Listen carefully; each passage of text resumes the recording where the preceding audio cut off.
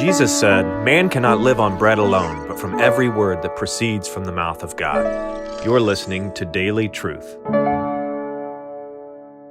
I think probably 80, 65, 66, 67, 68, 69 is the timing, the dating of this letter. So I believe that the temple, not just the tent, the tabernacle, but the temple is still in full effect. It's still standing. This is before AD 70 and the destruction of the temple and the fall of Jerusalem. I think the reason why the apostle refers to it as the tent, because he is talking about the tabernacle in a sense, but he's specifically referring to the temple because that's what they have at this time. The reason why he calls it a tent is because at the end of the day, now that Christ has come, that's what it is.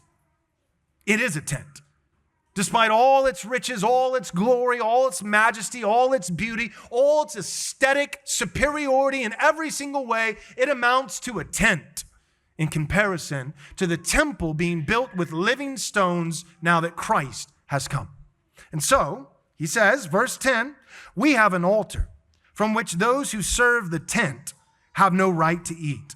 These priests trying to call you back to Judaism. For the bodies of those animals whose blood is brought into the holy places by the high priest as a sacrifice for sin, they're burned outside the camp. So too Jesus, right? All he's doing here with these verses 10 through 14, notice it's a very simple pattern. It's just compare and contrast, compare and contrast. Here's Judaism, here's the tent, but we have an altar. Here's their animal sacrifices that are burned, right? They're sacrificed in the temple, but then taken out. Some of them could be eaten afterwards. Some of them were whole burnt offerings that the sacrifice had to be made in the temple, but then you couldn't eat of it. The rest of it, the carcass of the animal, had to be fully consumed by fire and burnt, but outside of the city.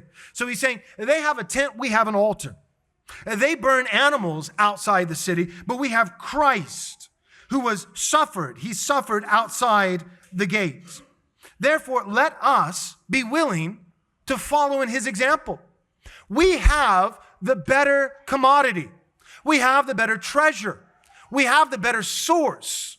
We have the better grace. We have the only grace. So who cares where we live? Who cares where we partake of this grace? This grace, he himself was rejected and sent outside the camp to be crucified. So if we have to live outside the city of Jerusalem, like Christ, in order to feast on him, instead of temporal animal sacrifices that come out of some tent, we actually have the living temple built with living stones, and it's outside of the city of Jerusalem, outside of Judaism. If we're banished, but we get banished with Christ, better to be banished with Christ than to be in Jerusalem without him. That's the concept. That's what's being said.